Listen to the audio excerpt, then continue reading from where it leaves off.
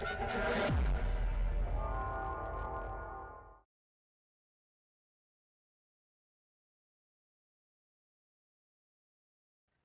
Guys, my name is Mohit और इस video में हम बात करेंगे लीड कोड के एक और प्रश्न के बारे में जिसका नाम है स्क्वायर रूट ऑफ एक्स। ये एक इजी लेवल का प्रश्न है। सो बढ़ते हैं क्वेश्चन की ओर। इस क्वेश्चन में हमें गिवन है एक non negative integer x। You have to return the square root of x rounded down to the nearest integer. The return integer should be non negative as well.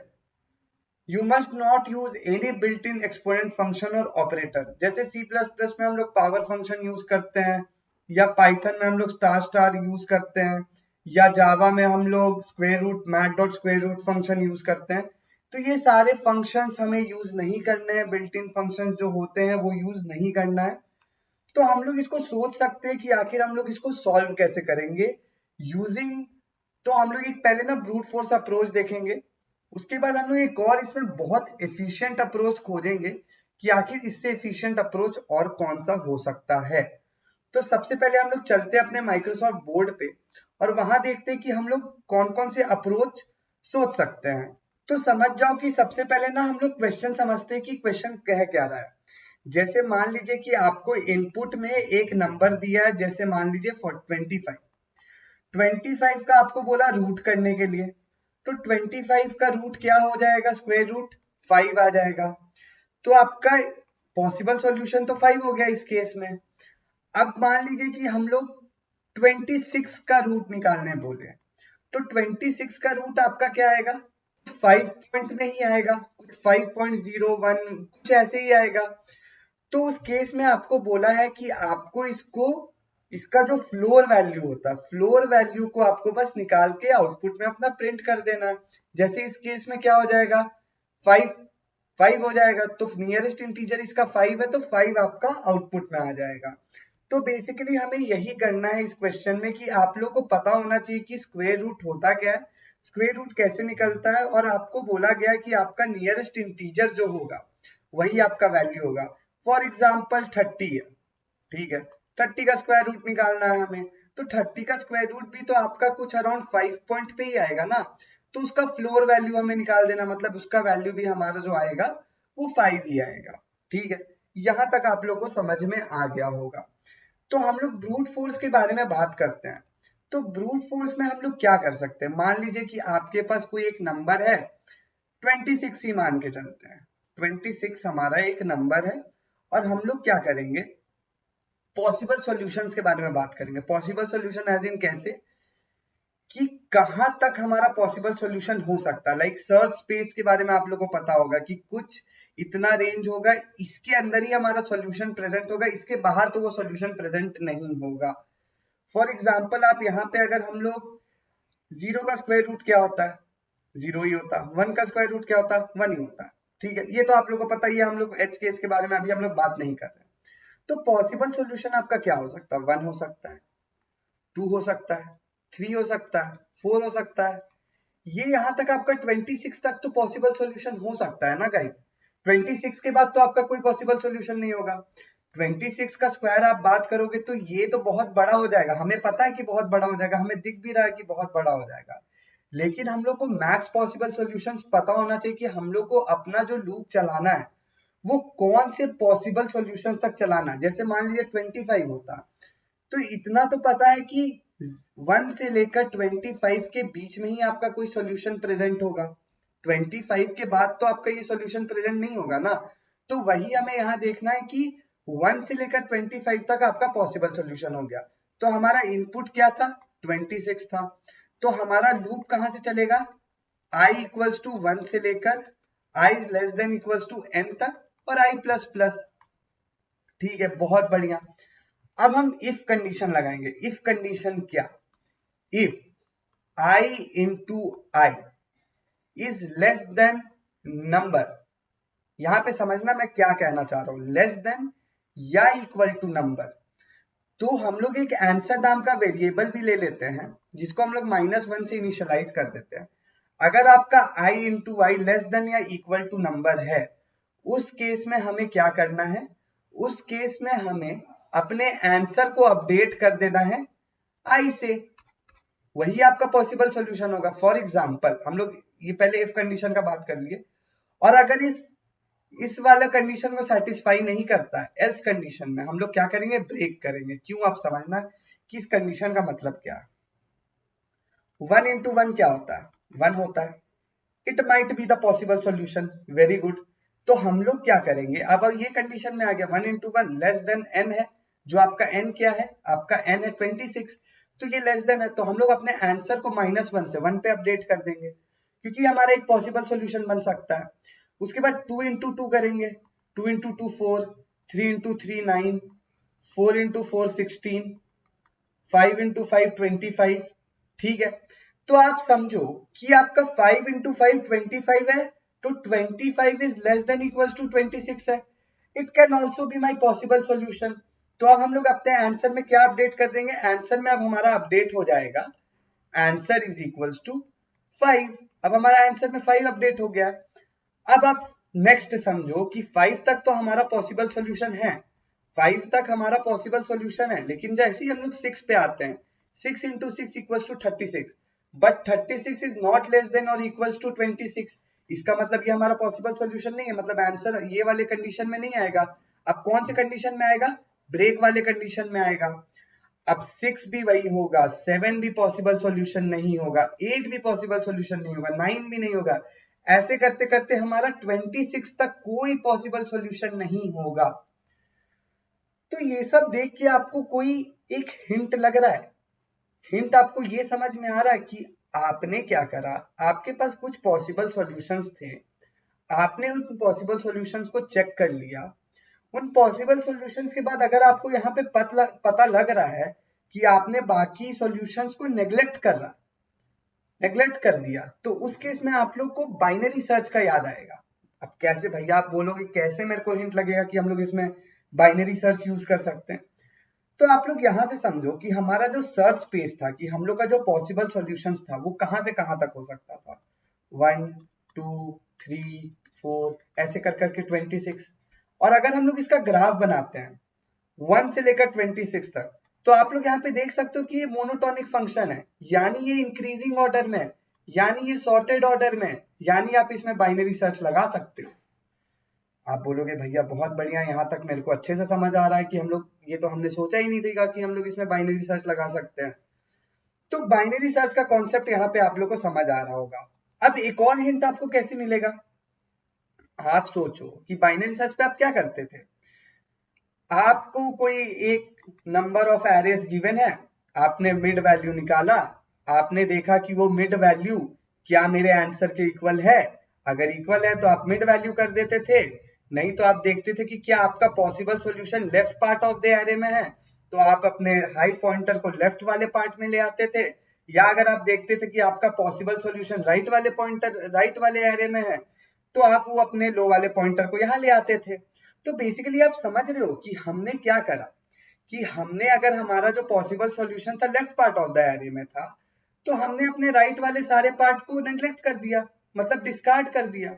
तो अभी जो मैंने आपको केस बताया, उसमें मैंने आपको क्या बताया कि 1 2 3 4 5 is my possible solution, but 6 से लेकर 26 are not my possible solution. हम लोग इसमें इस केस में क्या कर रहे हैं, डिस्कार्ड कर रहे हैं, सारे वैल्यूज को डिस्कार्ड कर रहे हैं। तो आप लोग को ये चीज यहाँ पे समझ आया होगा कि हम लोग यहाँ पे बाइनरी सर्च यूज कर सकते हैं। बहुत इंपॉर्टेंट चीज की हम लोग यहाँ पे बाइनरी सर्च यूज कर सकते हैं। तो भैया हम लोग यहाँ पे बात करेंगे कि आखिर बाइनरी सर्च यहाँ पे हम लोग कैसे यूज करेंगे, क्या लॉजिक लगाएंगे। तो हम लोग जो नॉर्मल बाइनरी सर्च के 3 केसेस देखते हैं, हम लोग वही केसेस पे बात भी करेंगे, और वही चीज देखेंगे कि हमारा पॉसिबल सॉल्यूशंस कौन कौन सा हो सकता है, और उसके बाद हम लोग उसका इंडेक्स प्रिंट कर देंगे और इस क्वेश्चन को खत्म करेंगे। ठीक है, तो हम लोग आते हैं वापस बाइनरी सर्च के कोड पे कि हम लोग यहाँ पे इसको सॉल्व कैसे करेंगे।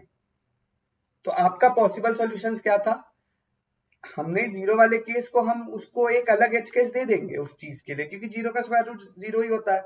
तो हम लोग अपना जो एरे स्टार्ट करेंगे वो 1 से स्टार्ट करेंगे। तो अब आपको क्या करना है, 1 2 3 4 ऐसे ऐसे आपका हमारा कहां तक इनपुट था, 26 तक था। तो 26 तक हमारा मैक्स वैल्यू जाएगा। ठीक है, हमने क्या करा, हमने अपना लो पॉइंटर डाला इधर, अपना हाई पॉइंटर डाला इधर, ठीक है। तो गाइज आप समझो, सबसे पहले हम क्या करते हैं ना, इंडेक्सिंग दे देते हैं 0 1 2 3 लेते लेते यहां तक 25 तक, ठीक है। तो हम लोग अब क्या करेंगे, सबसे पहले करते हैं 0 plus 25 divided by 2, that is equal to 12। 12 हो गया। अब 12 पे आपका कौन सा यहाँ पे वैल्यू प्रेजेंट होगा, 13 प्रेजेंट होगा। तो 13 वैल्यू प्रेजेंट होगा, आप यहाँ पे चेक करोगे क्या आपका 13 इंटू 13 इज इक्वल टू 26 है। तो आप बोलोगे नहीं भैया, ये तो बहुत बड़ा है 26 से।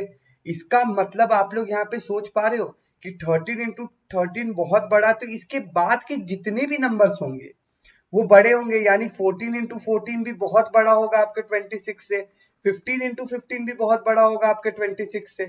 तो कहने का मतलब क्या है कि आपको यहाँ पे समझ में आ रहा होगा कि 13 के बाद जितने भी आपके एरे के एलिमेंट्स प्रेजेंट होंगे कि भैया मेरे को तो उनको डिस्कार्ड कर देना, कि वो मेरे कभी पॉसिबल सॉल्यूशंस हो ही नहीं सकते। तो यहाँ पे आप लोग देख सकोगे कि आपका पहला तो आपका कंडीशन यही निकल के आ गया कि अगर आपका मिड इंटू मिड अगर ग्रेटर देन 26 है, नंबर है, तो उस केस में आपको क्या करना, अपना हाई वाला पॉइंटर को मिड -1 कर देना है। मिड -1 कर दिया मतलब अब आपका जो पॉइंटर है वो आ गया 12 पे, ठीक है। अब इसका इंडेक्सिंग क्या हो गया यहाँ पे 12 पे, 11 हो गया। तो अब हम लोग क्या करेंगे गाइस, हम लोग यहाँ पे करते हैं वापस 0 plus 11 divided by 2, that is equal to 5। अब 5 हो गया आपका यहाँ पे। तो आप यहाँ पे समझो, हम लोग इसको क्या करते हैं ना, नीचे लिख लेते हैं 1 से लेकर आपका 12 तक, 1 2 3 से लेकर 12 तक। अब आपको मैंने क्या बोला कि आपका जो इंडेक्स आया है वो आपका 5 आया है, तो इसका मतलब आपका मिड एलिमेंट जो हो जाएगा यहाँ पे 6 हो गया। अब आप यहाँ पे क्या चेक करोगे कि क्या 6 इंटू 6 इज इक्वल टू 26 है। आप बोलोगे नहीं भैया, तो ये क्या है, 6 इंटू 6 ग्रेटर देन 26 है, इसका मतलब 7 इंटू 7 भी ग्रेटर देन 26 होगा। आप लोग को पता लग गया कि भैया ये तो वही वाला कंडीशन है। ऐसे कंडीशन में मेरे को क्या करना पड़ता है, अपना हाई वाले पॉइंटर को मिड -1 कर देना पड़ता है। मतलब अब आपका जो पॉइंटर आ गया वो 5 पे आ गया, लो वाला पॉइंटर आपका यहाँ आ गया, ठीक है। तो अब हम लोग क्या करेंगे, अब हम लोग नीचे आ जाते हैं। अब हमारा हाई पॉइंटर यहाँ पे आ गया, तो हम लोग यहाँ पे वापस अपना एरे लिखते हैं 1 2 3 4 5, ठीक है। अब आपका जो लो पॉइंटर है वो ये है, हाई पॉइंटर आपका ये है। अब इसका मतलब, कहने का मतलब है कि अब वापस आप यहाँ पे 0 प्लस 4 करो divided by 2, that is equal to 2। इसका मतलब अब आपका मिड एलिमेंट ये हो गया। अब आप चेक करोगे कि क्या 3 इंटू 3 इक्वल्स टू 26 है। आप बोलोगे नहीं भैया, तो ये क्या है, 3 इंटू 3 इज लेस देन 26 है। आप बोलोगे भैया यहाँ तो नया कंडीशन आ गया। मैं बोलूंगा हाँ बिल्कुल। तो चलो अब हम लोग यहाँ पे दिमाग लगाते हैं कि आखिर करना क्या है। तो आप लोग को लग रहा होगा कि 3 इंटू 3 भैया एक पॉसिबल सॉल्यूशन तो बन सकता है, क्योंकि 3 इंटू 3 का वैल्यू 9 आता है और ये 26 के नजदीक हो सकता है, यानी ये एक पॉसिबल सॉल्यूशन है। तो हम लोग को ये वाला पॉसिबल सॉल्यूशन को कंसिडरेशन में भी रखना होगा। तो कंसिडरेशन में रखने के लिए हम क्या करेंगे ना, एक ans नाम का वेरिएबल बना लेते हैं, जिसको हम -1 से स्टोर कर लेते हैं पहले के लिए। अब हमें लग रहा है कि भैया 3 इंटू 3 तो एक पॉसिबल सॉल्यूशन है, तो हम क्या करेंगे ना, अगर लेस देन है तो हम अपने आंसर में उस वेरिएबल को स्टोर कर लेंगे। मतलब 3 को अब स्टोर कर लिए, अब जो हमारा अपडेटेड आंसर है वो 3 है। क्यों, क्योंकि अब हमें लग रहा है कि ये एक पॉसिबल सॉल्यूशन हो सकता है। लेकिन यहाँ पे एक और कैच है कि अब 3 इंटू 3 तो आपका लेस है, इसका मतलब 2 इंटू 2 भी लेस होगा, 1 इंटू 1 भी लेस होगा। इसका मतलब कि जो आपका मिड वैल्यू है उसके पहले जितने भी अब एरे के एलिमेंट्स होंगे, that can't be the possible solution. तो इसका मतलब आंसर को तो आपने अपडेट कर दिया, लेकिन आपको अपना लो वाला पॉइंटर को मिड +1 कर देना होगा। तो मिड +1 करने के बाद क्या होगा कि अब आपका लो वाला पॉइंटर आ जाएगा यहाँ पे, ठीक है। तो अब आप लोग को एक काम करता हूं मैं, कि आप लोग को बहुत कंफ्यूजिंग हो गया होगा, तो मैं क्या करता हूँ ना, 3 केस आपको लिख के बता देता हूँ कि मैंने कौन कौन से 3 केसेस के बारे में बात किया है। तो यहाँ पे मैं 3 केस लिख देता हूँ। तो पहला केस में मैंने आपको क्या बोला था कि अगर mid into mid equal equal number होता है, उस केस में आपको रिटर्न कर देना अपने मिड वैल्यू को। बहुत बढ़िया। उसके बाद मैंने आपको क्या बोला था कि अगर mid into mid greater than number होता है, तो आप यहाँ पे समझो कि 14 इंटू 14 मैंने आपको बोला था कि ग्रेटर देन नंबर है, तो उस केस में मैंने आपको क्या बोला था कि आप अपने हाई वाले पॉइंटर को मिड -1 कर दो। बहुत बढ़िया, यहां तक आप लोग को समझ में आ गया। लास्ट केस के बारे में बात करते हैं कि मिड इंटू मिड अगर लेस देन नंबर है, मैंने आपको बोला था लेस देन नंबर में आपका this might be the possible solution. तो आप एएनएस में क्या करोगे, अपने उस नंबर को स्टोर कर लोगे कि भैया ये तो पॉसिबल सॉल्यूशन है ही है, और उसके बाद क्या करोगे, उसके पहले के सारे सॉल्यूशंस आपके पॉसिबल नहीं है क्योंकि वो तो छोटे ही होते जाएंगे ना। तो अब हम क्या करेंगे, अपने लो वाले पॉइंटर को मिड +1 कर देंगे। यहां तक आप लोग को समझ में आ गया। तो अब हम लोग के पास कौन कौन सा एरे का एलिमेंट्स बचा था, 4 बचा था और 5 बचा था। ठीक है, ये हमारा लो है और ये हमारा हाई है। अब हम लोग क्या करेंगे कि 3 + 4, इसका इंडेक्स तो 3 था, इसका इंडेक्स 4 था, डिवाइडेड बाई 2 किए तो 4 + 3 7 divided by 2 that is equal to 3। अब यही आपका मिड हो गया, 4 ही आपका मिड हो गया। अब हम लोग को चेक करना कि क्या 4 इंटू 4 इक्वल्स टू 16 है, आप बोलोगे नहीं। क्या 4 इंटू 4 लेस देन 16 है, आप बोलोगे हाँ। मतलब this can be the possible solution. तो इसका मतलब हम लोग को क्या करना होगा, अपने एएनएस में इस वैल्यू को स्टोर कर लेना है। तो अब आपका ये एएनएस में कौन सा वैल्यू स्टोर हो गया, 4 स्टोर हो गया। तो अब हमें क्या करना होगा, अपने लो वाले पॉइंटर को मिड +1 कर देना है। मिड +1 मैंने कर दिया। हम लोग अब वापस नीचे आते हैं। अब हमारे पास लास्ट एलिमेंट बचा है जो है 5।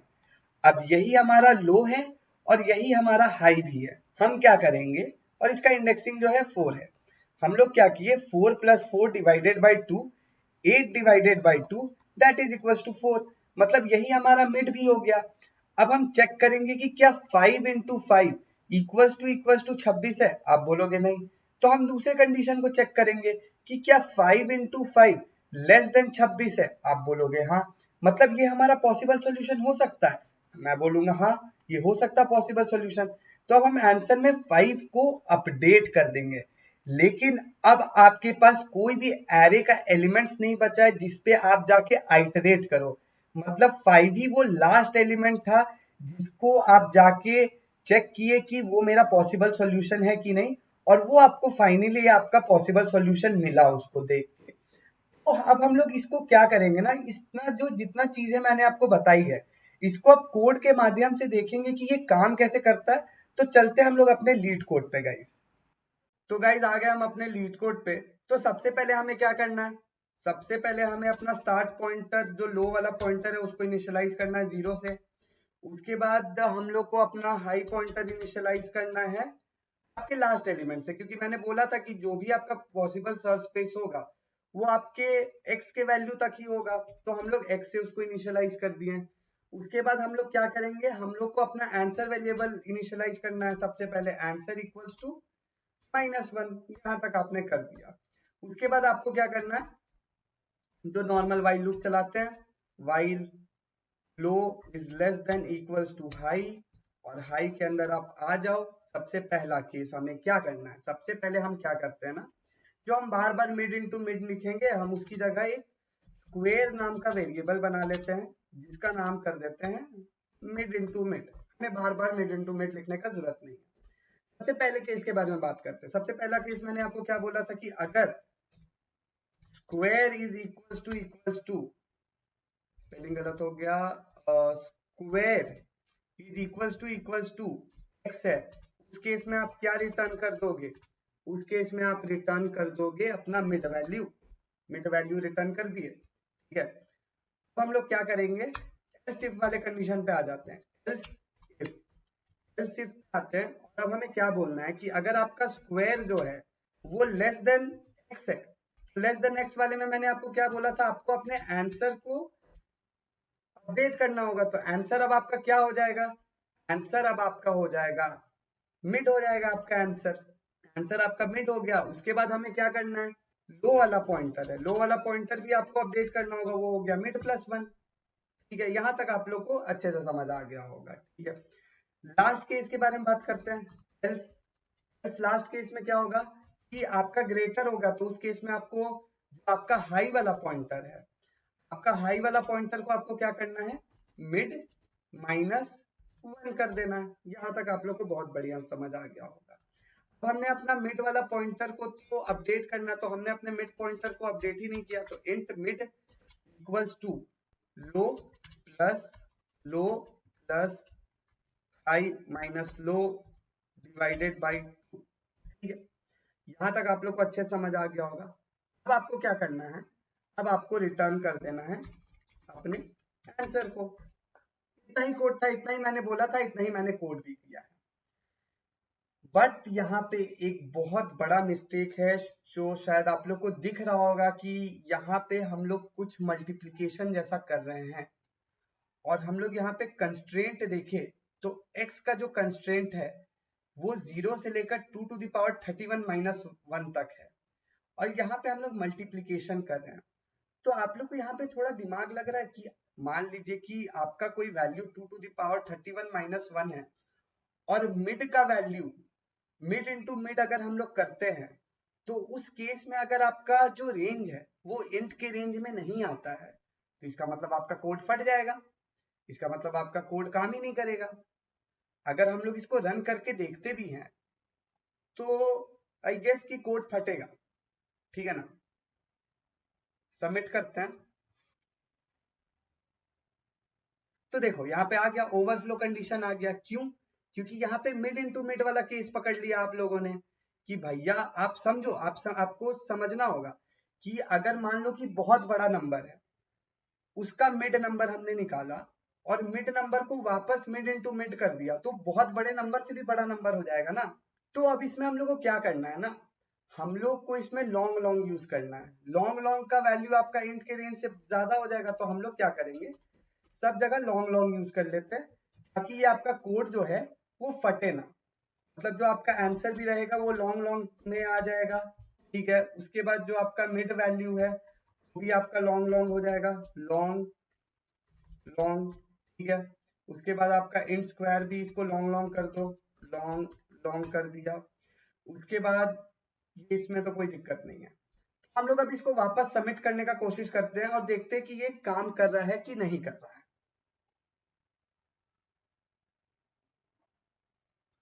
तो गाइस ये आपका एक्सेप्ट हो गया। तो गाइस आई होप कि आप लोग को ये कॉन्सेप्ट बहुत अच्छे से समझ में आया होगा। तो गाइस इस वीडियो के लिए इतना ही रखते हैं। Till then keep watching my videos and don't forget to hit the like and subscribe button. आप लोग इस क्वेश्चन को खुद से पहले सोचना, समझना, प्रैक्टिस करना, और अगर आप लोग को फिर भी ना समझ आए तो वापस इसके कॉन्सेप्ट को देखना, आप लोग को अच्छे से समझ आ जाएगा। तो गाइस मिलते हैं नेक्स्ट वीडियो में। Till then bye bye.